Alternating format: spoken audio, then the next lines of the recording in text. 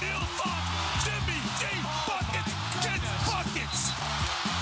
Oh my goodness. Give me the hot sauce. Bill fuck. Give me the hot sauce. What are you doing, Dragic? Did you not get the memo? Derrick Rose can go upstairs. We are about 10 days into the NBA season, and the schedule makers are already running Stacey King ragged. He just arrived from Dallas about 3:30 a.m., and he's kind enough to put on the headphones and join us from his palatial estate. Stacey, not exactly the road trip the Bulls were looking for, and I understand you had some travel issues trying to get home overnight. Yeah, we like to send a special shout out to Donald Trump for making it difficult for us to get in. We're trying to get into the airport, and of course, he takes president over everything. And so we had to delay our entry. We were supposed to get in, I think, 11:30, and we didn't end up getting in till like 2:00. I didn't get home till probably almost 3 a.m. So, that's almost back-to-back nights, because we did that the other night coming from Indianapolis going to Dallas. We got in late, and then had to go play the Mavericks, and then flying home again late. So that's 2 out of 3 nights that Wow. The life of an NBA broadcaster, NBA players. When I was a player, though, Mark, it was no big deal because I was younger and you can recoup faster. I had recuperative powers. When you get old, it's not the same. It's not the same. Yeah, when they had MJ, they could take off before Clinton. It was nice. Oh, I think so too. Yeah. Oh yeah. We ranks much higher in the celebrity scale. Hey, let me tell you something. We're on the bottom of the barrel right now. We don't have that type of juice anymore, babe. So, Whispers, you do a bad Trump impersonation, don't you? Oh man, on the spot. Oh, it's real bad. Yeah. It's It's real bad. Oh, dude, you're gonna have to give me a minute. Let me think about it for a second. Have another pull off that beer, and Hold maybe on. we'll go Yeah, back. I We'll think go you're back right. to Donald Trump later. I'll throw one out there just all of a sudden. The Oompa Loompa, the orange skin. Oh my one. God. Yes. Oh, that was day, man. I can I'll tell you imagine what, though. the NBA players. You got yourself on there, Zach LaVine, DeMar DeRozan. They're like, we got to wait for this guy. Hey, but you know what, Mark? No one knew that it was him at first. Yeah. Like no one knew, because it's supposed to be supposed to be secret. So no one knew that that's what we were waiting for. We just thought maybe the weather was bad in Chicago. It was just something really, crazy like that, because it's happened before, where we've had to fly around a little bit. The one thing about that, when you're flying around, you always worry about how much gas do we actually have. Hey,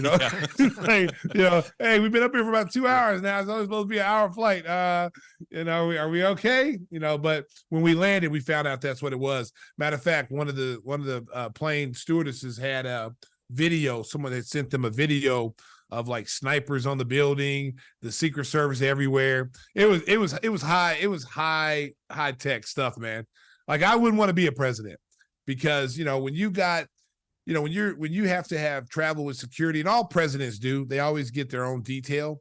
But, when you have to worry about, like, there's so many things that can happen to you. So many people dislike you. So many people don't, your policies, they hate you, that, they'll crash out trying to do something stupid to you. So I would never want to be in that situation. That's too popular. So that's the end of our political discussion here on Gimme the Hot Sauce. Signature Aviation, tremendous, excellent terminal. It was beautiful. But the bad news is our CTO was there for that dinner, so he was probably part of the problem. So you're saying that you have a down. Political affiliation with Donald Trump? Is that what you're saying here? It's a few arms lengths away, but yeah. 6 degrees of separation. He went to go to the dinner and sent a bunch of pictures here on. So send your complaints to Telleray.com. All the Bulls. Send it to Telleray. Yeah, we're blaming Telleray. Wow, Cody. Cody's rubbing elbows with the big fellas. Yeah, and he went from Indy also to Dallas, oddly enough, because that's where he lives, and then went and had dinner with the Oompa Loompa. You just never know. You never know. You never know. Hey, so we're 1 week in, and the Bulls are 2-3. A busy schedule. As you mentioned, a week-long road trip. Went 1-2 on that. What's your highs and lows of the trip so far, Stacey?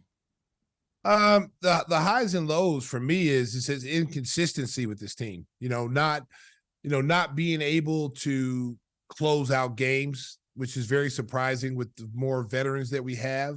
I could see if we were a young team like Oklahoma City, having a hard time closing games out. You see that a lot with younger teams, but when you have a veteran-laden team, more veteran than young players, That's been the surprising thing. I mean, especially last night against Dallas. They played extremely well defensively. They did a great job on Luka Doncic yesterday. They had a great game plan. Billy Donovan and his coaching staff had a great game plan. They frustrated Luka. I mean, let me tell you this. I've never seen a superstar cry as much as I've seen him cry. Yeah. He cries on every possession, every single time down the floor. Someone hit him. He's yelling at the official. They finally gave him a technical foul. But what I figured what he does, Mark, is he knows he's not going to get ejected. He knows that. But what he's doing, he's like a boxer. He's jabbing you with all these complaints. He's jabbing the officials. And he's setting it up for crunch time in the fourth quarter where he's going to start getting calls. And you kind of saw that yesterday. So he's a lot smarter than I thought he was. I just thought he complained a lot, which he does. But I saw what he was doing. He was setting it up for the fourth quarter. But back to the Bulls in that situation, that game was nip and tuck. It was there for them to take it if they wanted it. Just couldn't make the right plays down the stretch. And you heard me say this against Indiana. The reason why they won Indiana was not just because the big three took over and they played really, really well in the fourth quarter, because they did.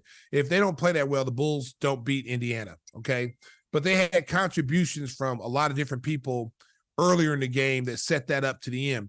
But what I liked in that Indiana game, they recognized that every possession was important. Every single, we can't turn the ball over. We got to get to the foul line. We got to get high percentage shots. And I thought last night they had an opportunity to do that again down the stretch. And it's kind of like, well, no, we're not going to do that. We're going to do it this way. We're going to go back to our old ways. We're going to take bad shots. We're going to make bad decisions with the ball. And I thought that really hurt them down the stretch last night. I know a big topic of conversation for Bulls fans is the future of Patrick Williams. They were unable to come out to a new contract extension off of his rookie deal, so he'll be a restricted free agent at season's end. So there's a lot of pressure on him to perform. 2 of the last 3 games, he had as many points as Tim and I had. He had none. I mean, wow. Wow.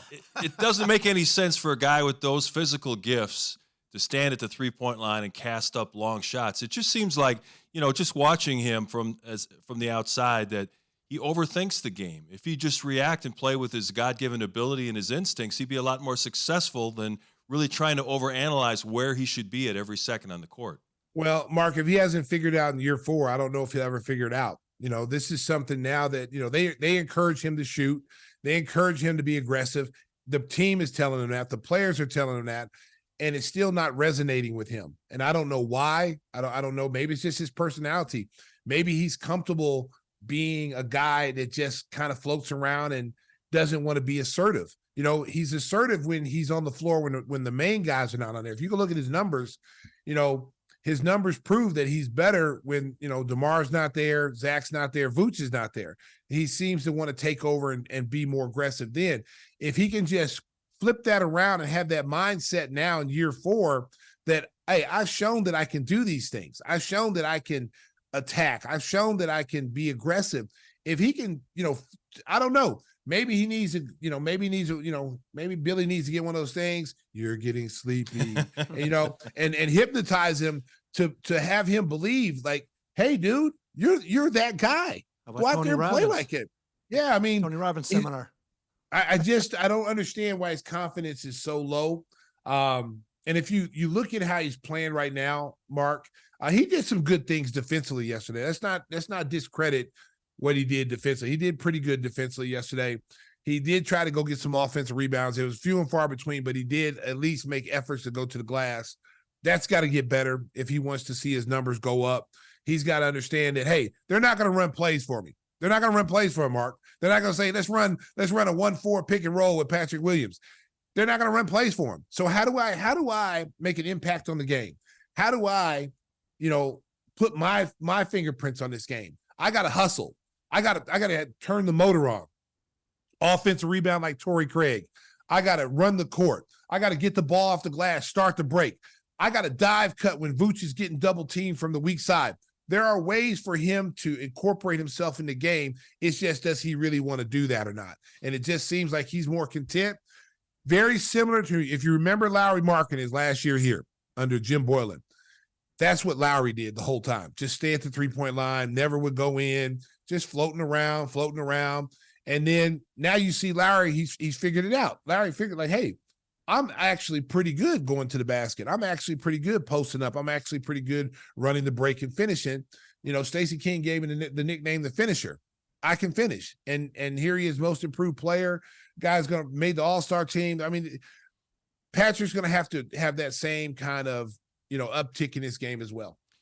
And he put more pressure on himself last week when he met with reporters after the deadline for the rookie extensions. He said that, you know, I'm looking for a big contract. You know, I have to feed my family and all the things that just rub fans the wrong way. And we see Jaden McDaniels with the Timberwolves got a $136 million contract. I'm sure Patrick Williams and his representatives saw that and thought, well, we're better than Jaden McDaniels. We should get more than that. And you put yourself in a box where you put so much pressure on a guy that is already kind of introspective and lacks that killer instinct. It's a bad formula, Stacey. I'm worried about where the kid's going, and I think that it won't be long before Billy Donovan says, you know what, I'm going to start Torrey Craig, and you come off the bench. Well, I mean, I think that's where it's trending, unless he makes a miraculous turnaround, because, you know, you can't keep going out there going 5 against 4. You know, you just can't. You know, both him and Kobe have to play at a higher level than what they're playing at right now. It's so inconsistent right now. You know, you fight so hard to be a starter in this league, you know, and these younger players nowadays, you know, the position is given to them. They didn't have to work. They don't understand what it takes to be out on that floor and earn minutes. You know what I'm saying? It's like, you know, these younger kids are getting paid on potential. You know, they don't play in the games, but some organizations see a kid and go, oh, I can see him projected in 3 or 4 years being this kind of player. So we're going to have to pay him what market value is. You know, the market's going to dictate what Patrick gets. Okay. I don't see, honestly, I mean, I'm not an agent or anything like that. And I don't want to discredit unless he turns it around. I don't see him getting a Jaden McDaniel contract. I just don't see it. And I think the Bulls are smart, Mark, by letting the market dictate what he's worth. You know, because if you go out there, you're bidding against yourself, you know, like what happened a few years ago with, you know, Omer Sheik, you know, or no, I take that back. Not Omer, because he got the poison pill from Houston. Right. But it was Felicio. It was Right. Felicio. And no one was offering Felicio any money. And then, you know, they were bidding against themselves, and they probably overpaid for Felicio and got caught with a contract that, you know, yeah, it's tolerable, but it was really more than what the player was worth. And you don't want to say, oh, let's get Patrick $150 million when he hasn't proven at any point this year or in his career that he's a $150 million player, $136 million player. I love the kid. I think he's got the potential to be good. I think he could be, you know, I think he can play much better than what he's playing. I'm a huge fan of Patrick Williams. I just think that, you know, Billy's gonna have to find a way to untap who he is. You just can't keep waiting for Patrick Williams to do it. You can't just keep saying, go out there and play hard. Go out there and you know, just go have fun. You're gonna have to tell him, Patrick, I need 10 points and 10 rebounds tonight. You know what I'm saying? You've got to point him in the direction of where you want him to do. Patrick, I need 15 points tonight. I need 15 points, 8 rebounds, and 5 assists. Give him virtual goals that he can actually obtain and he can see. Run some plays for him. Hey, we're going to run. This is Patrick's play right now. We're going to run across 4 like they've been doing Vooch. They give Vooch, they're running plays for Vooch now. How many times last year did you see Vooch get plays? Vooch was effective doing what he does. This year they're running plays for him, and he's even more effective in the post. You know, so you're going to have to do that with Patrick. I mean, you got to break the code and say, hey, look, we know he's the 4th option with these 3 other older players, but this kid is floundering out there right now.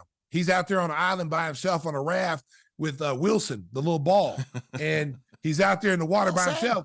And yeah, Wilson, and they got to pull him back in. They got to find a way to pull him back in and make him part of what they're trying to do. If you only give him 3 or 4 plays a night, those are 3 or 4 plays, I think his confidence will be boosted. You mentioned Kobe White in passing, and he's also a guy that's trying to find his way as the starting point guard. He had a very good summer, worked out with his personal trainer on his ball handling skills, and everybody said he came into camp looking great. He had a good preseason, and yet it still seems like he's struggling to be the lead guard, the guy who's supposed to get everybody involved in the offense. Do you think that they're going to stick with him in the starting lineup, or is there a possibility we might see Javon Carter move into that spot? Well, I mean, Javon Carter, the last few ball games, has played really well off the bench. Io's played well off the bench. It's going to be hard keeping Io out of there. Io's come in the little roles that he's been given to start because he's been the odd man out.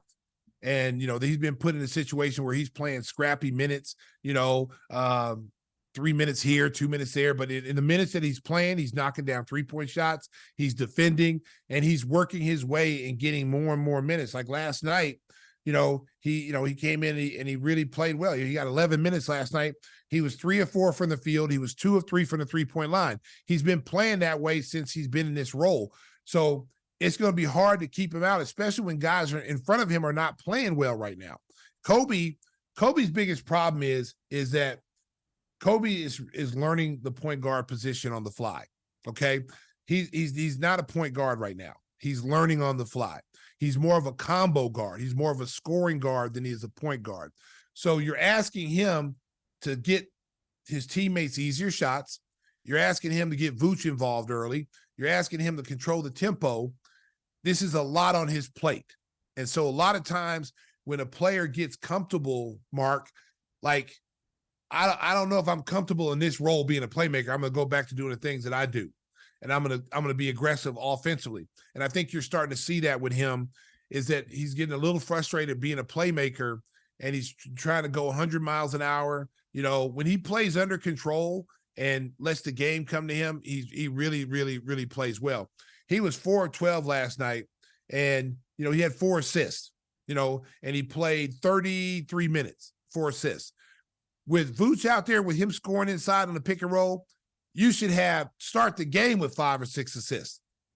He should be your best friend. If you're Kobe White and you're the point guard, Vooch should be your best friend because he's the one guy that's going to set good screens for you to turn the corner and use your speed, but also he's going to give you an outlet when those big guys converge on you to drop it off, and that's an assist for a layup. And you get 5, 6 assists just off that. Now, you see Zach coming off a catch and shoot situation. Bam, I got an assist there. DeMar posted up, 1 dribble, mid-range shot. That's an assist there.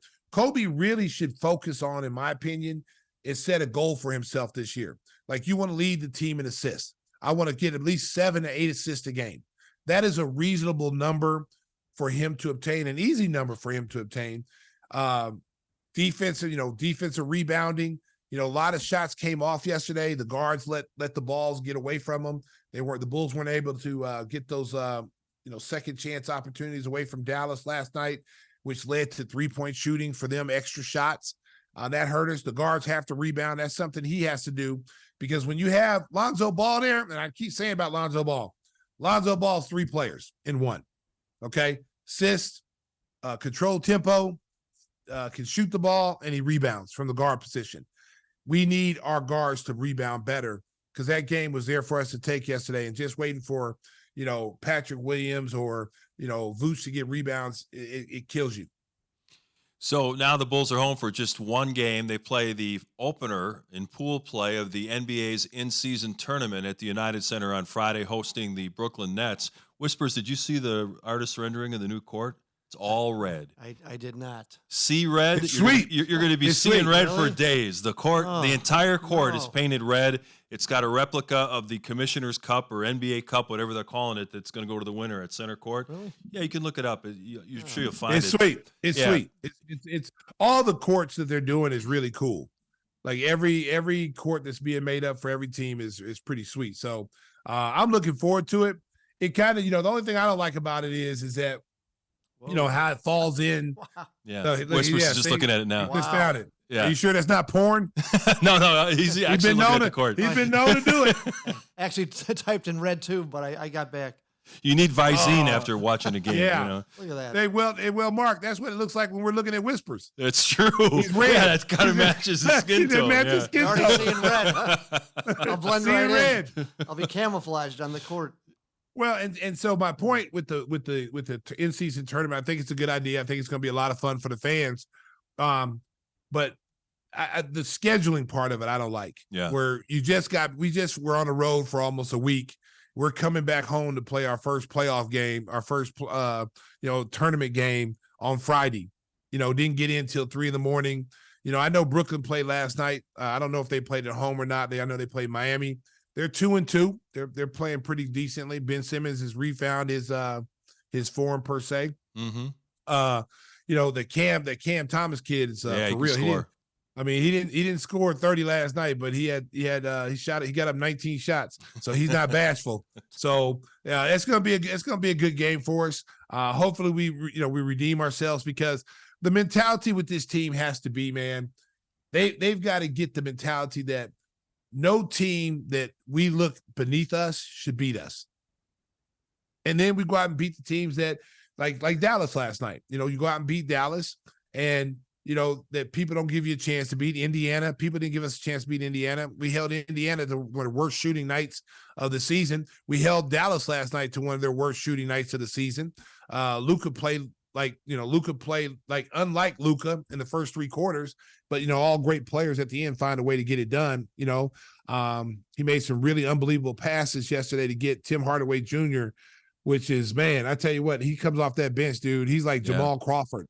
That dude does not miss from the 3-point line. And then, the kid that got from Boston, Grant Williams, I knew he was decent in Boston, but when you got Tatum and Brown, you kind of, he gets overshadowed. He is a very good player. I underestimated how good he really was. He shoots the 3 ball extremely well for a big guy. He didn't get to shoot a lot of it in Boston, but he gets to do a lot in Dallas, and that's a good pickup for the Mavericks. Speaking of Boston, you see what they did last night? 155 points against the Indiana Pacers. They're a perfect 4-0. Drew Holiday has fit in seamlessly, and Porzingis is playing like the guy everybody talked about when he came into the league, playing like that unicorn, hitting 3-point shots, blocking shots at the defensive end, running the floor at 7-3. Looks like Boston's got something special going. I know it's only a week, 10 days of the season, but it seems like those pieces are fitting together really nicely for Boston, Stacey. Well, Porzingis has always had the talent to be very good. Before he got hurt, before he blew his knee out, he was on the track of being a multiple-time All-Star. The guy is very talented. And the thing about him is that I think for the first time in his career now, he's starting to realize how important winning is. He wants to win. It's not fun going up, putting up numbers and losing every night, or not having a chance to win or be in position to win games. I think he saw that last year in Washington. No matter how good he played, there was nothing he really could do. Their team just was bad. And so I think now he's in that tradition. He's a Boston Celtic type of player. He's long, he's athletic, he's big, he can post up, he can shoot it. He's a perfect complement to Brown and Tatum, because as you know, those dudes can go out and get 30 as a forward tandem any night. Now you got a 7'3" dude that is rejuvenated now, that on nights when one of those guys are struggling, you got him and Holiday there. They can pick up the slack. So they're 4 starters. If you look on paper, I don't even know who their 5th starter is. Derek White. Derek White. Their starting 5 arguably is the best starting 5 in the Eastern Conference. Yeah.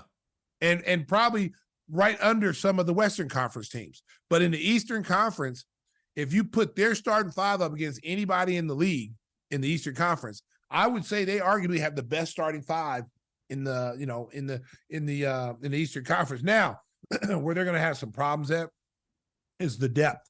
How deep can they actually go? I know you got Horford coming off the bench. He played 11 minutes last night. They're starting to play Pritchard more, which is good. They paid him money. I think they respect his game now. He got 26 minutes last night. He was 6 of 10 from the field. He had 15 points. Hauser, they're playing Hauser. Yeah. He's kind of like that Max Strus kind of player that can knock down threes. So they got some versatility. These guys off the bench are playing well now.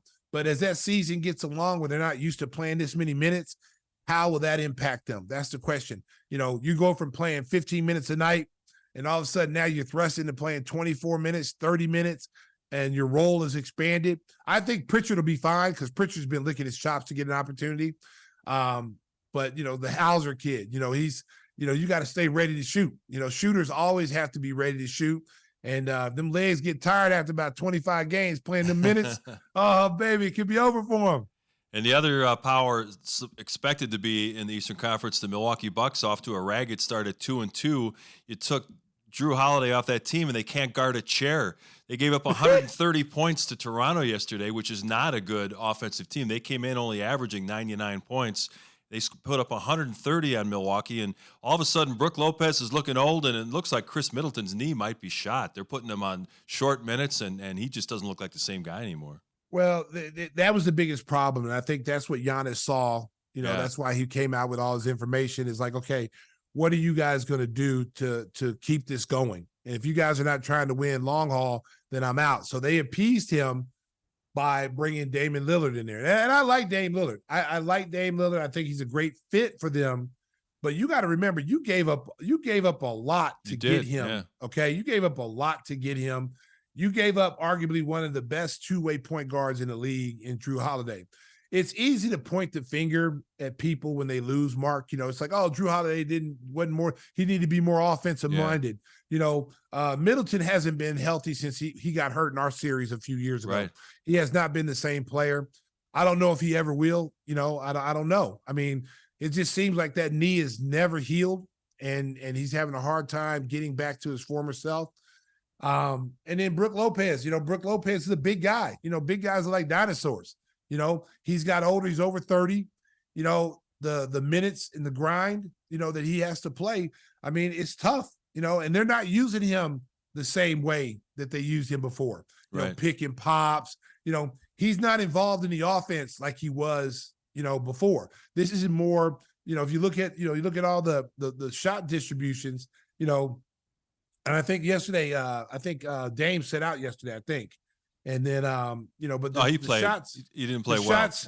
The shots are, yeah, he did. Yeah. So the shots are, the guards are getting a lot of the shots. They're really guard dominant shooting shots. They're easy to figure out. They're not, that's what I told you a couple weeks ago. Milwaukee does not scare me in the playoffs. They just don't. I like Dame Lillard. I think he gives you an element of scoring, but they can't guard anybody. And you're going to ask Giannis to have to play Superman. He's going to have to score, rebound, and he's going to have to cover up for everybody's mistakes. And that's taxing on a player who you need down the stretch in a playoff series. The other big story in the NBA from the opening week, the big trade finally was consummated between the 76ers and Clippers. James Harden going out west, 4 players going back to the 76ers, a bunch of veterans on expiring contracts, but guys who can be rotation players and help them. Stacey, you'll get a kick out of this. James Harden had a press conference in Los Angeles this afternoon. His takeaway quote, he says, quote, "I'm not a system player. I am a system." Oh, my goodness. Okay. Well, my goodness. They're going to have some problems out there. Let me tell you something. If he can't get along here with his friends and being in Los Angeles, he better learn some Chinese. Seriously. You're right about that. He's going to find himself in Europe, playing in Europe. Because, listen, you're at the point of your career, Mark, when you get to be this many years in the league, it comes down to now you want to win championships, okay? You had a golden opportunity to be the second option to arguably a Hall of Fame center in Embiid. You could have been so big for that team trying to win a championship because they are a championship contender with him on the roster, okay? And Embiid healthy. They're a championship caliber team. You couldn't get along with Daryl Morey. You couldn't get along with Doc Rivers. It was all, you know what? Sooner or later, Mark, you got to turn the mirror around and look at yourself, okay? Who in the hell goes to a strip club in Vegas and has lemon pepper wings when you're in a playoff series against the Boston Celtics? Yeah, who does that on your day off? Other than Lou Williams, you mean? I mean, listen, superstar players don't do that. Yeah. And that tells me right there, that shows me, people say, oh, that's James Harden. Dennis Rodman did it, whatever, yada, yada. Dennis Rodman did it on days off, like multiple days off. Right. Okay. And he came back and he did his job. His job was to rebound. You could never say that Dennis Rodman didn't do his job and didn't show up to play hard every night. Okay. You can't say that. Okay. James Harden comes back. He takes a game off. Then he decides to play when he wants to play. What does that message send to your teammates? Like, dude, you got all summer to go to strip clubs and eat lemon pepper wings. Okay. Yeah. You got 5-6 months off. We're trying to win a championship here. We're trying to win a title. We need you to win a title. When your star player doesn't give a damn, what message that send to the rest of the players? Are they supposed to say, oh, that's just James? No, dude, are you in? Are you out? Are you with us? Are you out? And that's always been the question. And if he doesn't get along here, he better learn a different language, because there's not too many people going to want him on the roster, because think about this. Look how many Hall of Fame players, him and Kevin Durant, are going to go down in history of having the most Hall of Fame players they played with. Both those guys. Right. Okay. I will say this about Kevin Durant. Kevin Durant is not a locker room killer. He's not that guy. He's not a guy that you go, oh, we don't want him in our locker room. His situation is totally different from James Harden. He left because of, he left Oklahoma City because of Russell Westbrook taking bad shots, and it wasn't going to change. Golden State, Draymond Green. Who would want to leave? Draymond Green is not a good teammate when it comes to certain things. He left there in that situation. The Brooklyn situation. He got conned to coming to Brooklyn to play with Kyrie and James. James is out of shape. Kyrie doesn't want to play because of the vaccination. So now he's stuck in Brooklyn. And I came here for these guys. So his situations have always been different. Yeah. James' situation has been, he's either had a fallout with a coach. He's had a fallout with management. He doesn't want to play with certain players. He wants to take all the shots, and he doesn't want anybody else to take shots. And you can't have guys like that on your team. It's a recipe for disaster. He'll start off good in LA. Always does. He'll be on his best behavior because he's trying to get a contract. It's contract year. So he'll do whatever he has to do to fit in the system. He will be a system player because you got 4 dominant ball handlers on that Clipper team. Yeah. You got Kawhi Leonard's ball dominant. Paul George is ball dominant. Russell Westbrook's ball dominant, and James Harden is ball dominant. The unball dominant person is the center, Zubac. Right. He's the only guy. He's just getting scraps. Whatever y'all don't shoot, I'll go get the rebound. But he'll be on his best behavior, but that's just not going to work for me. I don't think it's going to work. I think it's going to implode before the year's over. Yeah, it's interesting. The Clippers lost to the Lakers in overtime on Wednesday, and all the big stars finally talked about the Harden acquisition. And Paul George was rah-rah. He goes, James is a superstar. We're all friends. This is going to be great. But the other two, Kawhi, Kawhi never says anything. But he's, he kind of mumbled in the microphone. He goes, there's only one basketball, and we'll just have to see how it works. He didn't seem real happy about the trade. And then Russ got behind the microphone. He goes, I can't see into the future. He goes, people are going to have to sacrifice. We'll have good games. We'll have bad games. We'll just have to see, because he can see that James is going to take the ball out of his hands. So he ain't happy about it. Well, did you see when James walked in the locker room? Oh, yeah. And you're when somebody walks in the locker room and that's your boy, that's my boy. We friends. We've known each other since high school. You getting up, hugging him. What up, boy? Welcome, Mama. Russell Westbrook didn't move. and right. I was sitting there looking like I thought they were boys. They were friends. They just played with each other in Houston. And Mark, they're like total strangers. I know. Neither one of them would look like they were excited to see the other one. Yeah. And I was like, oh man, if this is a sign of what's going to happen, this is going to be like as the world turns, a soap opera. It will be quite a soap opera in LA with the Los Angeles Clippers. Ty Lue, good luck to you. You're going to need it trying to coach good luck that to you, group. Doc. Yeah. Hey, speaking of soap operas, we're going to talk about the Bears in just a minute. But first of all, I want to tell you about our good buddy, Jeff Vukovich. When it comes to insurance for your auto, home, and business, make sure you contact the king of insurance, our good friend, nationwide agent Jeff Vukovich. You can reach him at jeffvuk.com. That's jeffvuk.com. His phone number, 847-825-4783. And you can hear the jingle every Bulls game and also here on Gimme the Hot Sauce. Stacey, you got one in you? It's tough. I'm struggling today, but I'm going to give it my best shot. Do it for America. Jeff. America. This might not be my best one, but as a true performer, Michael Jackson, I will always come to play. Nationwide is on your side. Very nice. Stacey bringing it. That's beautiful. Yeah, even worn out after a delayed flight in thanks to the former The pipes president. were a little rusty, Mark. Hey, I'm a true professional. I always show up. So we're going to talk about what's going on at Hallis Hall, the big trade for Montez Sweat, and a whole lot more. Bears Talk next on Give Me the Hot Sauce. The Give Me the Hot Sauce podcast rolls on, and if you caught Saturday Night Live over the weekend, you saw a very old Christopher Walken appearing. You're looking old, Chris. It must be a hard life.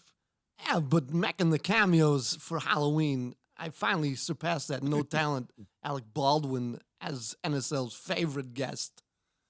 And if you heard my poem, people said it wasn't original, saying things like trick or treat, smell my feet, Yeah. give me something good to eat.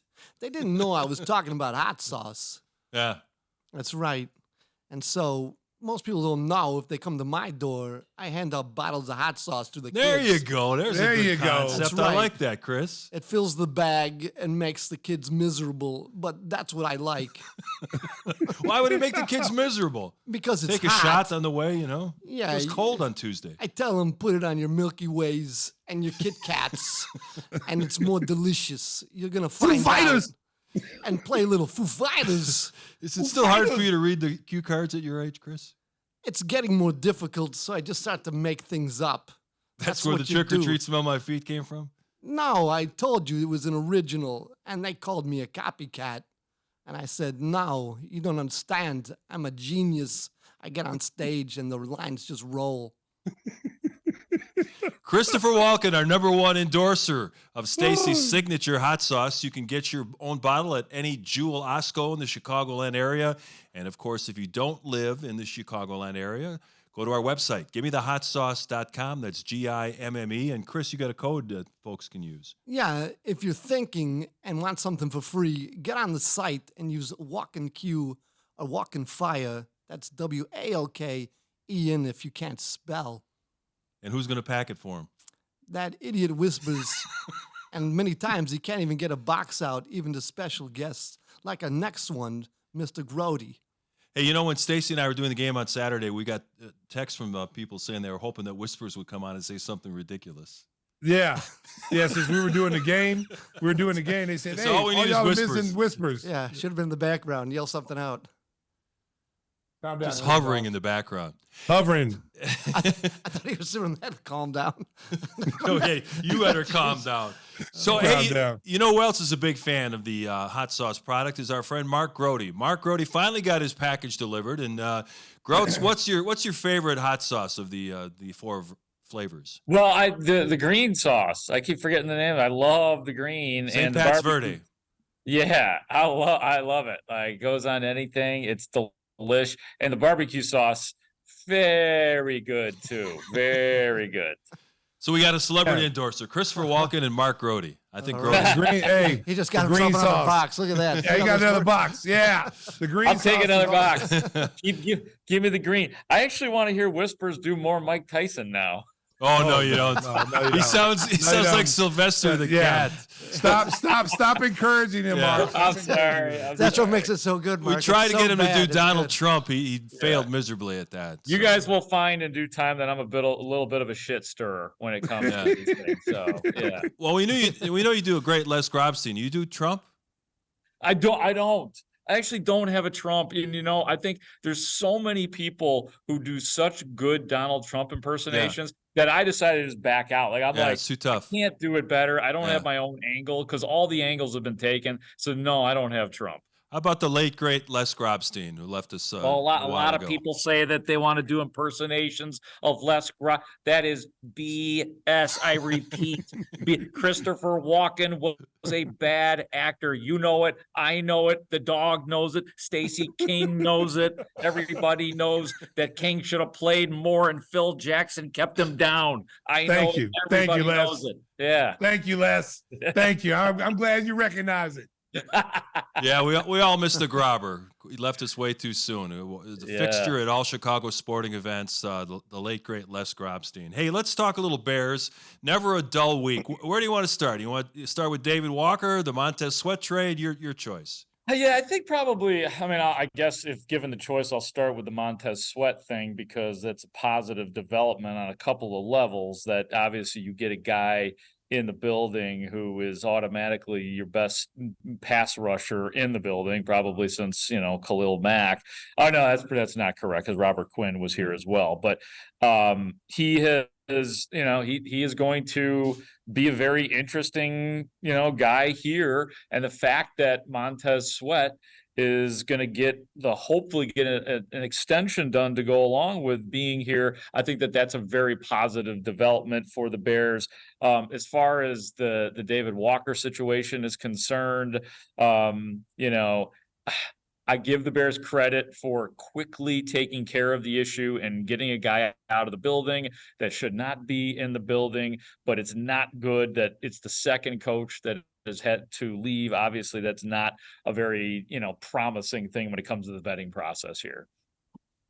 My thing is, okay, so what went on between, they had a chance to get both those defensive ends from Washington. What made their decision to go with Sweat? What really prompted that one instead of going with the former Ohio State defensive guy, Mark? Chase Young? Yeah. I mean, Chase Young is the other guy.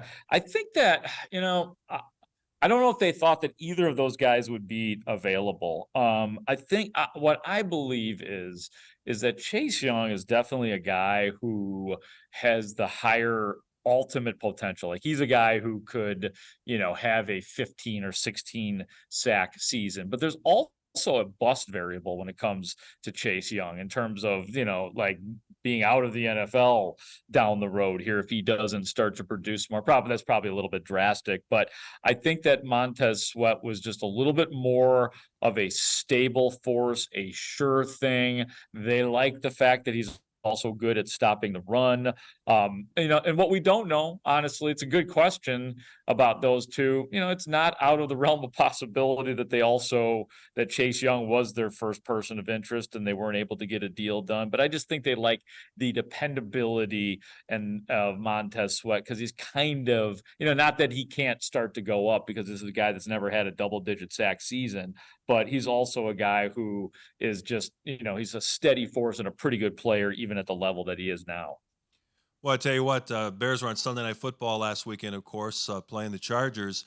And did NBC buy that Tyson Bagent story? Man, they kept hammering it over and over and over again, even when the Bears fell behind quickly 14-0, and Bagent really wasn't doing anything offensively. It is an interesting story. His dad, of course, the champion arm wrestler, comes from Tiny Shepherd University, but they just wouldn't let that story go. And I know that your colleague, Dan Bernstein, really ripped the broadcast the next day, saying that they were fed a bunch of anti-Justin Fields propaganda, and they kept spitting it out. What's your take on that whole situation? Yeah, I don't know if it was as exact as Bernstein was making it sound. I heard it too, and it's definitely a compelling take. And yeah, that does happen where you don't necessarily have coaches trying to get messages across. Well, I guess sometimes you do, but they're answering questions in an interview, and they're probably going to take whatever they hear from the coach and they're going to take it upstairs. Now, I think that part of this too is Collinsworth could be actually, believe it or not, projecting his own opinion on all of this too, that he looks at it as, that we all know where the talent is of the two quarterbacks, but if there's more order to what you're doing, that's where they think that Tyson Bagent is a model in that regard. My thing with all of it is that Tyson Bagent just has so far to go in terms of locking himself in as an NFL backup or a starting quarterback at this point. So the idea that somehow Justin Fields is going to learn from him is almost laughable, just because of the fact that he has so much to learn, Tyson Bagent, that is, from everybody as well. Okay, so the Bears gave Jalen Johnson an opportunity to go out there and try to seek a trade. Nothing came out. So he's back. He's going to finish out the rest of the season, play hard, he said. But he did send kind of a warning, I read, where he said if they bring in Sweat and if they re-sign him before they re-sign him, that may not be a good idea. So what do you think about that, Mark? Is that going to cause some dissension this season, the rest of the season? That's a great question. I don't think so. I mean, I think that, look, they've said that they are working on, Ryan Poles straight up said they are working on a contract extension right now with Montez Sweat. They are at the table, and obviously to make this deal real, Poles has to get a contract extension done with Montez Sweat, or that is egg on his face. So I think Jalen Johnson, as a NFL player and a mature adult and veteran in this league at this point, would understand if Montez Sweat was to get a deal done before him. Now, I talked to Jalen Johnson again today. He said that there's nothing in the works right now. He is focused on becoming an all-pro, and then maybe they revisit this at the end of the season with him as well. So you had Andrew Billings getting a contract extension today. Now it was not nearly the money length as either of these guys are going to get, but he's going to have to just deal with it if there are guys who get deals done before him, especially if Jalen Johnson wants what he thinks he is worth, and it sounds like he thinks he is worth top 5, top 3 cornerback money in the NFL. No, that's a good question, because where do you think, just watching him, you cover him, where do you think, is he a top 5 cornerback in this league? You know what? I mean, I think I think he's just out of I don't think he's an elite cornerback yet. I mean, I think that he can get there. I think he's a good cornerback who sometimes is really good. So I don't think he's a star. I don't think he is elite yet, but I do think that he can trend in that direction. And I don't put it past him to get there and make me think differently. I will say this, that I am not one of those people who looks at a cornerback, and this being Jalen Johnson specifically, and thinking just because he hasn't had a ton of interceptions that he's not worthy of getting the big money or worthy of being called one of the great cornerbacks in the league. I always think that it's still like, the interceptions are nice, they are terrific, and if some coaches want to make a requirement out of it, that's fine. But I think that there's still something to be said for just being a good coverage corner in an NFL where everybody is lining up to catch footballs and everybody is passing down the field. To be able to be good at just covering wide receivers should be taken a little bit more seriously, in my opinion. I think we've lost some of that in this day and age.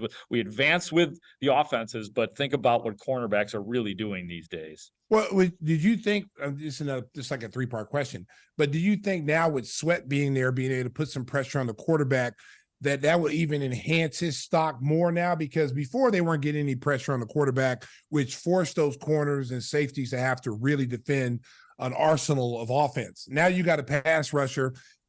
Now you think that would up his stock even more now that you're getting pressure on the quarterback, and maybe those interceptions go up in the second half. Yeah, and you know what? We're going to find out. We're going to see, because starting Sunday, I assume Montez Sweat will play, and if Montez Sweat is what he was in Washington, he will get pressure, and that will alleviate things for Jalen Johnson. So yeah, let's see. Maybe Jalen Johnson takes off now if Montez Sweat is able to make a difference, and Yannick Ngakoue starts to open up a little bit, and DeMarcus Walker starts to get on the board and starts to get home a little bit more too. Oh yeah, I mean, that makes life really Oh easy. yeah. Oh yeah. I mean, it's funny because Brody's excited. Yeah, I'm sorry. Was that inappropriate? Oh yeah. No, and she'll like it too. You're enjoying your football a little too much there, Groats. I'm glad I'm in a public place right now. Hey, our guy Matt Eberflus is always a little bit squirrely when it comes to talking about injuries, and he made another curious comment earlier this week where he wouldn't declare Justin Fields out for Sunday's game at New Orleans, but made it clear that Tyson Bagent would start. Is that just some more confusion on the part of Flus, or are they going to hold Justin Fields back so they can get a long look at Tyson Bagent? I mean, that would be criminal. So Shanowski going to conspiracy theory. There you go. There you go. Yeah, I like that. I like that. I like when you enter that realm. Well, I will say this. Probably not, but I will say this. I thought that, I was trying to read tea leaves and connect dots and things I'm seeing and hearing. I thought Fields was going to be back for this game. I did predict that it would be a 2-week injury absence, and here we go, going on the 3rd week of it. So I'm a little bit surprised. I don't think that they are taking their time just to give Tyson Bagent more of a chance. I still think that they are making up their minds on Justin Fields, unless Poles has made up his mind. But I think that the 2 games in which that he played well, one which he won, the Washington game, and the game before that, the Denver game where they lost, but he played well. I think those 2 games still have to be on the brains of Ryan Poles and all the coaching staff and say, is it possible that we can get him to be that more than what he has been previously? So I don't think they're at the point yet where they've given up on Justin Fields. Well, I mean, I'm a bit, I've been saying this from day one with Justin Fields. Put him in a system that is for him, not for a Tyson Bagent, because Tyson Bagent, I thought, did a good job when he was in there that first game. Second game, he went against a better pass rush. They got after him a little bit, got him out of the pocket. But how about putting him in a system, Mark, that will utilize his skill set instead of trying to make him a drop back passer, 3-5-step drop, sit in the pocket, read defenses? It's clearly not his suit. It's clearly he's not comfortable in that role. He's more comfortable being out, rolling out the pocket, being able to survey the field. He can pick people apart because now they got to worry about him running. People are coming up the field now like, oh, he's going to take off, and now he can find the open receivers. Yeah, and he expressed that, as awkward as it was, about 3 weeks ago and 5 or 6 incidents ago out here at Hallis Hall. He made that very clear, and they have definitely put him in a better position to do so. In those 2 games that I just referenced, you definitely got him out and gave the defense all sorts of different looks with him. I agree with that, and I think that that's a lesson that they learned this year too. Is I think we all wanted to see what Justin Fields would look like as a pocket passer in terms of standing back there. Let's see this guy win games with his arm. And it's just not a comfortable spot for him to be just sitting Tom Brady style in the pocket, wholly trusting your offensive line, trusting that your weapons are going to be where they're supposed to be. It's just not a comfortable fit for him. So I agree with you. And I think that you'll see that once Justin Fields gets back out there, I think you're going to see them continue to cater more towards his skill set as opposed to their system. Hey, Grody. So I agree with the previous comments. I think Jalen Johnson should be kissing Sweat's pinky ring because he's going to look better in the second half of the season. But let's go from the mundane to the ridiculous. The comments that came up about getting Fields in as a slot receiver, wide receiver, to make Bagent look better as a quarterback. Wait, who said that?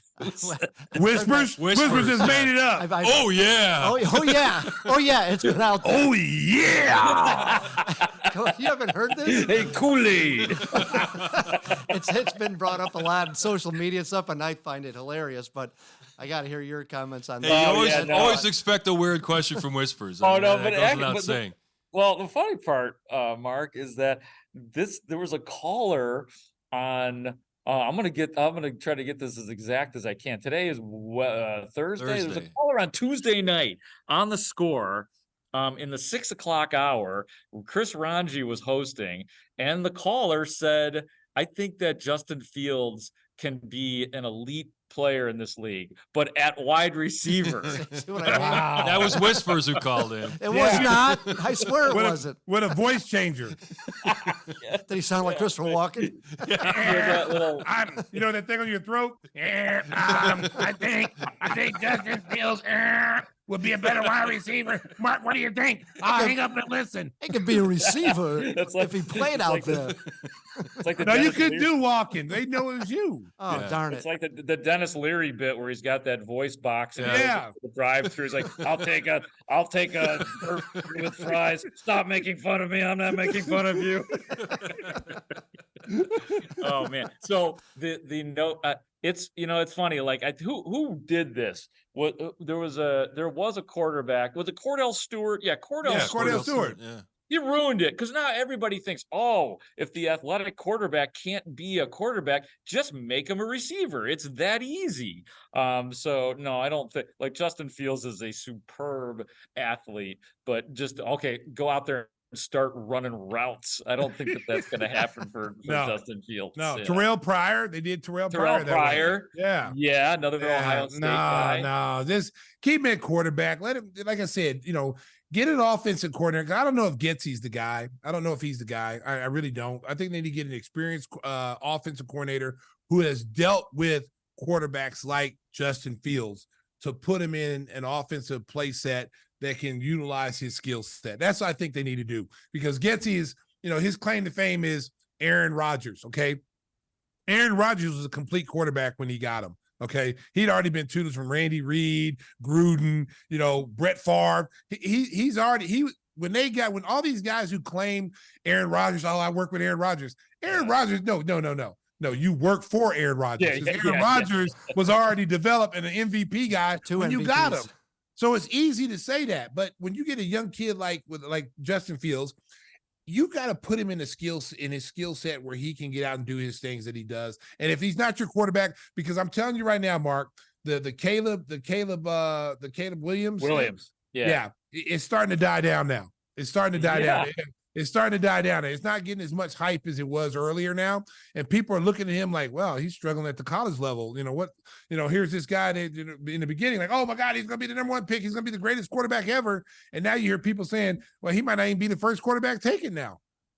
Yeah, it's unbelievable. And I mean, I understand. Like I watched that Notre Dame game and he just looked awful. Like when Caleb Williams has met like real ass defenses, he hasn't been particularly good. But back to your point too about Luke Getsy, and it's another thing too, like we'll see, he's got like how many ever games left he has with, let's say Justin Fields is back after this week, so he'll have 8 games or so. And so not only is Justin Fields' future on the line in terms of whether he's going to be here or someplace else, so is Luke Getsy and all that offensive staff. I mean, they are the ones that are tasked with doing this job, and if they do not help to make progress, then we could see a completely new, offensive regime next year.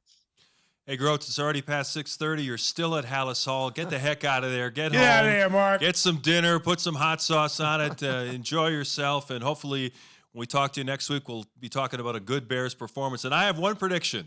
I predict we're going to see Mark Grody again before the show is over. I just have a feeling. I can't see the future. He stays with I us. just have a feeling we might see Groats again before this is over. Yes. So thank you so much for joining us. And hey, we'll see you next week. Okay. Yeah, thanks, guys. Talk to you later. Mark Grody, our Bears insider. Follow his great work at the school. Yeah. We're going to talk. We're going to talk a little college football and a new World Series champion when Gimme the Hot Sauce rolls on. What do you think about Bruce Bochy and the Rangers being World Series champions? Well, it's a funny thing. We were in Dallas last night. And as soon as the game was over, Mark Cuban put the game up on the big jumbotron, which is pretty cool. And they were up 3-0 at the time. And then the guy, Marcus Simeon. Yeah, he used to play for the White Sox. Yeah, he got up and hit a 2-run shot. And Mark, the arena, and all the fans stayed. Nobody left the arena. Nice. So there's like 18,000 people. It was louder for that home run than it was for them winning the game. And it was really an amazing thing because, like I said, I was talking to one of the tech guys, and I said, hey, D-backs tough, man. They're going to find a way to come back and win. And he's like, nah, we don't lose on the road. And I'm like, I was like, what? I did not know they were undefeated. I did not know they were undefeated on the road. And he goes, no, it's over tonight. And I'm like, why do you say that? He said, because we don't lose on the road. And that's when I found out they were undefeated on the road, which is an amazing feat in baseball. It's pretty, when you think about what the Rangers have, how they've turned that franchise around, they had lost like 196 games the previous 2 seasons. Last year. They go in and get Bruce Bochy, who's headed for the Hall of Fame. He won 3 World Series titles with the Giants, and he kind of felt like, I've done everything I need to do in baseball, former player, I'm going to retire. He sat out for 3 years, Stacey. He comes back to the Rangers. They make big money signing of Jacob deGrom. He gets hurt, basically didn't contribute anything. And, they got Max Scherzer in a trade, but he got hurt and he didn't do a whole bunch. This is an amazing story. I mean, a lot of young guys who kind of, went beyond what people expected. And then this Adolis Garcia got hurt with a strained oblique, missed the last 2 games. It's just an amazing thing, all the things they overcome to win the championship. Well, how about Corey Seager, who played for the Dodgers? Oh, yeah. He Mr. October. I mean, he came up huge for him. He's a gamer, man. That kid can play, dude. I mean, he can hit the baseball. He's always been a great hitter, but he's also a really, really good fielder too. He did some good jobs in the field. it's amazing what a few additions and a few subtractions can do. A lot of times, I think teams get caught up in, saying, well, we need to go get this guy. We need to go. Chemistry is big, man. Oh, yeah. Chemistry is big in all sports. If you don't have chemistry, if you look at how close that Rangers team was when they were winning and they kept going through the playoffs winning, and, they had their little song they were singing Creed, the Creed song. Yeah. That's you can tell that team is locked in to what they're trying to do. You know what I'm saying? They all enjoy being around each other.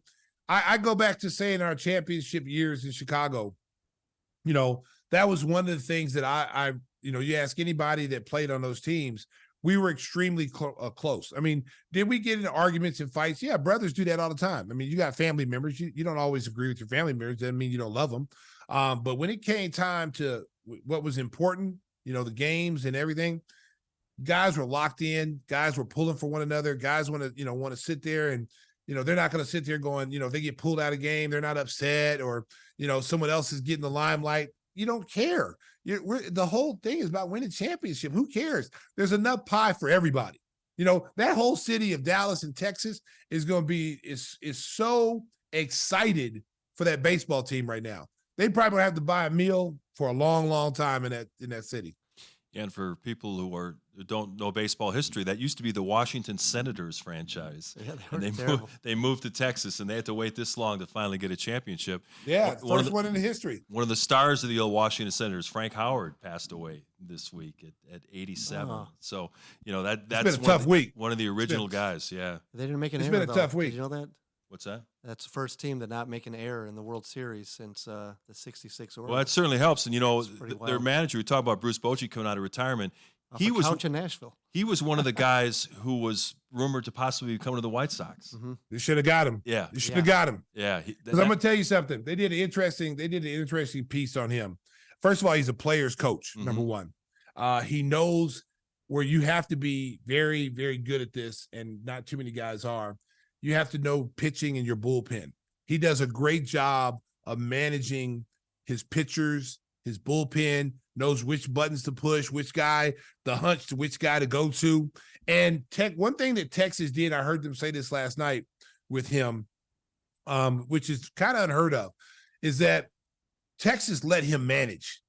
You do what you think we have to do to win. It's your show. Where I've heard where some managements get involved with the manager, how they play their players or who they should play this guy, do this, do that, where the manager doesn't have complete control over what he's trying to do. And then when they win, when they lose, it's the manager's fault. It ain't the game plan that someone in the front office put out there for them to do. But they said in Texas, Bruce Bochy, because he had won championships before and he has a history of being, managing his pitchers very well, they let him do his thing. And, that was one of the reasons why they won. He creates that winning culture. They said when everyone got on the bus, he'd tell the bus driver, you're driving winners here. Yeah, he was supremely confident throughout, and obviously don't underestimate the importance of a manager. Bruce Bochy had a big influence on the Rangers. So, it'll be interesting now. The business of baseball starts up again with free agency and trades, and hopefully both the Chicago teams start making positive steps to get ready for the 2024 season. Time to talk a little college football. Whispers, I was with Stacey in Detroit on Saturday, and we were getting ready to go to the bus to the arena, and that was right after Oklahoma lost that game. Yeah. And I felt bad for Stacey had to deal with that. I mean, everything was right there for Oklahoma, Stacey. I don't know. It's going to be tough now. They haunt him. Mark, I'm a professional. Yeah, I know. I was hurt that day. We fought our way all the way from, winning 5 or 6 games the year before, put ourselves in position to be in the playoffs. All we got to do is just win out. The games are all winnable. Okay. Mm-hmm. And here we show up. We almost lost a week before to Central Florida. Yeah, UCF, right? At home. We had to fight for that, and we barely won. And I said, oh my God, we're gonna go to Kansas. Kansas is not as bad as people think. Right. They're in the top 20 and top 25. And I knew it'd be a tough game. It always has been a tough game for us down there. And we just, like I said, our defense was atrocious, which has been pretty good all season long. They could not stop the quarterback, who I think is a track guy. He's not even really a quarterback. He's a track guy out there running around, and we couldn't stop him.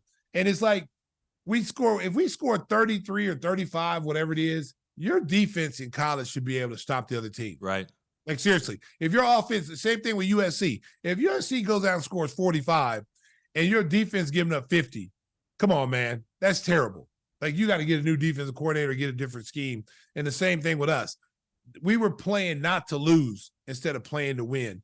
And we're playing different coverages that we don't play. We're in the zones. And when you're in a zone and you got a running quarterback, that's why it's a zone, because you're zoning up so he can't throw it, but you're giving him running angles, and he's running all over the place. So that loss takes some of the luster off the final edition of Bedlam coming up this weekend. Oklahoma State. Oklahoma State's ranked this week, Stacey, at 22. Yeah, they're ranked. You know what? Our guy Ben is here, and he's shaking the pom-poms over there. He's ready for the game on Sunday. Oh, Jesus. That's the first time we heard of him. That's the first time we heard him talk. I didn't even know he spoke English. Let me just tell you this, okay? This is the biggest game of the year for them. It's not the biggest game of the year for us. We're just showing up. Yeah. Okay. So this is the last time we're gonna play Oklahoma State in Bedlam. It really is. This game is important to us because we're still in the top 10. I think we're 8. And there's going to be some teams losing in front of us that can put us right back in there. So we got to handle our business. That's why it's so important. Even though we lost to Kansas, if we'd got blown out, we'd probably been in like 15, but since we, had, it was like a last second type of situation, we didn't drop too far. We dropped 3 spots. So Alabama's starting to move up. Some of these other teams are starting to move up, but there's going to be some teams losing. But we're not going to lose this weekend in Oklahoma State. I guarantee. In his famous Charles Barkley voice, I guarantee it. I guarantee it. We just put up the first college football rankings. Compare Big Ten schools. Ohio State is first. That's basically because they beat a couple of top 15 teams in Notre Dame and Penn State. That gave them the nod over Georgia. Michigan is third. Stacey, did you see the story this week about that kid on the sideline in Central Michigan with the fake mustache and the hat, trying to steal the signals? That was hilarious. It was like a bad comedy sketch. Hey, that's like Benny Hill. Yeah. It's like when Bobby Valentine. Remember Bobby Valentine for the Mets? Yeah. And he got ejected and he was supposed to be out of the dugout. And he comes in there with a mustache on, sunglasses. Like no one knew that was him. So that was funny. That was hilarious. But I tell you what, one of those 2 teams are going to lose. Sure. So that means someone's going to move up. I don't think Ohio State. You got to wonder how much of the distraction that this sign stealing thing is with Michigan and their players, and then with the looming possibility that you hear this rumbling and rumors that Jim Harbaugh may be gone, like he's going to go jump to the NFL next year after putting together a really good recruiting class. Think about how many kids, if he does leave, how many kids are going to jump in the portal and take off. Yeah. No question. He has done a great job recruiting and building the Michigan program back up to respectability, being a powerhouse. The guy's been in a couple of national championship things. So when those 2 teams meet, which is in a few weeks, it's going to be interesting. I know Michigan, I think they're at home, right? They're playing Michigan. Yeah, the game's at Michigan. So they got an advantage there, but one of those 2 teams is going to lose, which is going to be sad because arguably they're 2 of the best teams in the country. That's what sucks about this playoffs thing. You should just go ahead and bump it up to 12. Yeah, next year we'll have 12. Get the 12 best teams out there. The way it's set up now, there's going to be some good teams that get knocked out. And they're not going to be able to fight for a title, which is sad. How about Northwestern beating Maryland? They're 4-4 with all the shit they had to go through this summer. It's shocking. It's amazing. It's truly shocking. I thought they were going to have a perfect record this year. Because Maryland looked good in some games earlier this season. They've got Tua Tagovailoa's brother plays. Yeah, they can score. I was shocked they won that game. They've had a couple good games. They beat Wisconsin too this year. So no, they beat Wisconsin. No, they didn't beat Wisconsin. Illinois. I'm sorry, Illinois. No, they didn't beat Illinois. They didn't beat Illinois. What am I thinking of? They've got two non-conference wins. They beat Sacred Heart. Was it Minnesota? Oh, Minnesota. They got Minnesota. It was another one of those teams. Proud alum. You didn't even know who they played. Yeah, I've been watching too much football. Hey, Mark. He proudly said, "Yeah, they beat Illinois. They beat Wisconsin." No, they didn't. Whatever. Now here he is. He's supposed to be a Google fan. it Yeah, now. I've been to some of the Fanboy, gonna Google He's it. supposed to be a fan, Mark, fan of Northwestern. No, He should know who they beat. Actually, I turned off my recorder and everything for him because I was like, While it's Whispers stumbles Yeah. to find out who Northwestern's played, you want to talk about the big fight over the weekend with Tyson Fury? Oh, and Ngannou. Ngannou. Tyson Fury and Francis Ngannou. Huge fight for MMA. I mean, two of the biggest, baddest dudes in combat sports meet up. Boxing versus MMA. And Francis Ngannou did a great job. Showed that he's got, not only does he have punching power, that he can legitimately be a boxer. Like he showed skills in there, like he had boxing skills. And I think he really surprised a lot of people because I think the betting line that he was going to get washed, that he was going to get knocked out in the first round. And he wasn't going nowhere. That dude got a granite chin. He was in Fury's face the whole time, put him on his butt. Almost should have knocked him out. The dude got a long count. He got a long count. Yeah. And so he really showed himself well. I think he's put himself in position, Mark, that if he wants to go boxing where the more money is, he could. I think because he boxed so well and people look at him going, wow, Mike Tyson was working with him and training him. He looked like a real boxer. So they're talking about him now facing, Wilder or, Anthony Joshua in the next match because he's not making that kind of money in MMA. His biggest payday, I think, might have been, like 1.4 million and maybe some of the gate, where he probably generated somewhere between 30 million and 40 million just off of this. So we put our staff in to research who Northwestern's played, and Cisco says he's got the schedule in front of him. What did you find out, Cisco?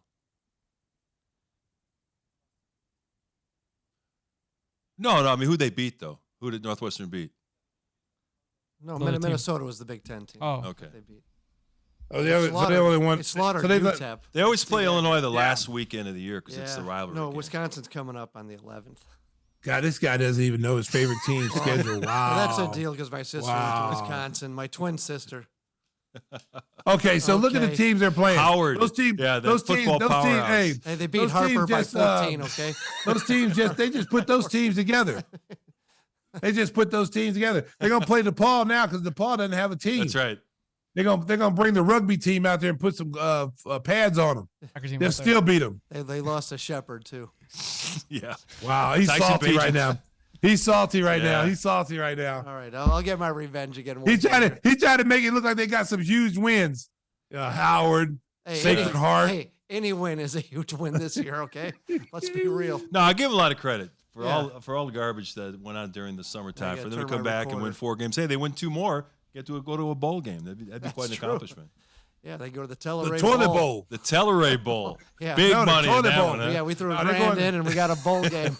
No, they're going to the toilet bowl game. That's a real bowl. That's With right. a bunch of turds. Wow. Hey, we'll meet Oklahoma there if they keep playing. No. You'll never see us there, buddy. You might see Oklahoma State. Straight bowl. Here we go. Time for America's favorite segment, What Are We Watching? And for fans of Billions on Showtime, I hope you enjoyed the finale. Whispers hasn't watched it yet, so I'm not going to do any spoilers. But Thank you. It hit all the right tones. Sometimes when you have a great series, a lot of people weren't happy with the way The Sopranos ended. No. You look back to Seinfeld, that was kind of Terrible. a lame ending the way it went. Even back to like MASH, didn't like that. But this Billions, they wrapped it up. Everything happened the way kind of you'd want it to happen. I don't think they're going to have a sequel or continue the series because I don't think Damian Lewis has any interest in continuing it. But, great cast of characters.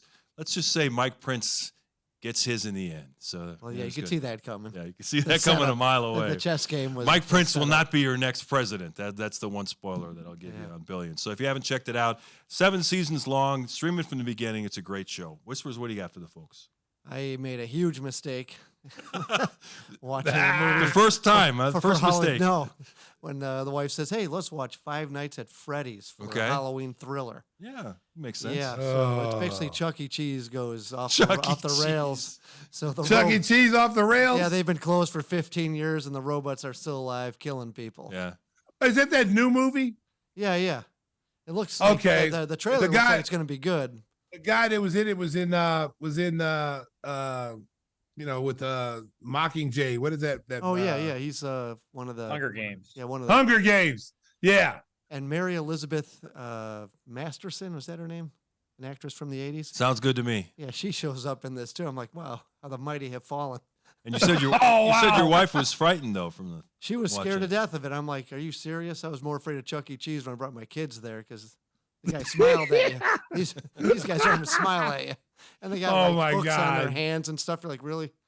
It was terrible. So then you had to take her to the bedroom and console her, right? Of course. Hey, what kind of show is this? What kind of show is going on here? I said console. I didn't say. What the hell, Mark? Oh, Lord have mercy. We got children on here. What do you think? I'm an assistant coach for the Bears or something? Oh, that's a low blow. Oh, my God. This feels not far offline, though. Oh, my God. You think I work on the Northwestern staff? Yeah, you don't know who they play, but that's all right. Oh, my God. Now you know why. All right, Stacey, you got a recommendation for the folks? I'm a Mission Impossible fan. Okay. I think Tom Cruise has done a great job in all those Mission Impossible. So the newest one is called Dead Reckoning Part 1. So there's a Part 2. Listen, I give Tom Cruise a lot of credit, dude. For that guy to be like 60 years old, that dude does his own stunts. He's in tremendous shape. It's amazing. Like every time I watch it, my back hurts and my knees start hurting. I'm like, how the hell does he's jumping from planes and buildings and but it's an exciting movie, a lot of action in it. It's not like John Wick wwhere John Wick is kind of part superhero, part vigilante. Guy falls out of a 15-story building and lands on his feet and he's still able to fight 100 people and not even get a bullet in his shirt. Yeah. So yeah, it's a little different, but it's really good. Ving Rhames is in it. The whole cast is in it. They got S.A. Morales is one of the bad guys. Yeah, it's a pretty good movie. Check it out. You know what we should get in the next Mission Impossible? We should get Mike Amaroth in there as a driver for Tom Cruise. Let me tell you something. Mike is going to the game tomorrow because he's got to drive me to the airport after the game. So he's get a chance to go to the play-in tournament. So he's excited about that. He's gonna be out there in all the red. He's gonna be wearing red too. He's gonna look like Hellboy out there with all that damn red on. We gave the Doublemint twins in green to be like Christmas. Oh, hey, it's Doublemint triplets now. They had another sister. So you gotta keep a happy home. I can't say that I've hung out with him, Mark. Yeah, I gotta keep a happy home. That's right. Hey, I know about him. You got the Windy City limo read in front of you, Stacey, or do you want to have Whispers pinch it? Yeah, Whispers, go ahead and read it. All right. Let's do this. Let's do it. This is for Mike. Windy City Limousines provides championship service. Making a reservation is so easy. Stacey's already tired. Pick it up. Oh, he's gone already. Let Windy City break the full court pressure of traffic and get you your destination in style. Suffering succotash. Contact us at 847-915-9300. And if you're hanging out with Mike Tyson, tell him Mike Tyson. Oh my God! Stop! Oh, no, it's the worst Mike Tyson impersonation. It's horrible. Like when he was coming my God! That's what he sounded like. You just need to just say, you just need it's Sylvester. That's who you are. Exactly. Hey, we never got the Trump impersonation either. Well, I gotta work on it. You gonna work on it for next week? I'll have to now that you're putting me on the spot. And again, that number he needs 3 beers. Since Tweety Bird messed it up. If you want to get the best service anywhere, contact Windy City Limousine 847-916-9300. Tell Mike Suffering succotash. Jeez, can't even get the guy to read a 2-sentence. The world champ. That's awful. Stacey, you got to get some sleep. You got another back-to-back coming up. The flight to Denver. I mean, the schedule never ends. Listen, as my man Mark Brody knows over here, man, there's no rest for the weary, babe. We're professionals. We show up. We're always ready. We're always ready to do our job. See, look, there's Mark right there. See, look at him. You guys got me? I got you. Well, you know what? Hey, you know what? Somebody once told me, Stacey King. What's they told me, look, like, let's just say it as it pertains to what I do, covering the Bears. You got to be either you cover the team or you don't. I'm here every day. Whatever the Bears do, I do. You either cover the team or you don't. That's just the way. Hey, you know what? Remember the movie A Few Good Men? You're out of order. You're coming up in a different segment. So we're going to say goodbye, and you'll hear more from Mark Grody earlier in the show, which makes no sense. But if you listen to the entire show, it'll make perfect sense. That's what makes this Ben, show so great. We never Mr. follow the Oklahoma script. State, get us out of here. Bravo safely.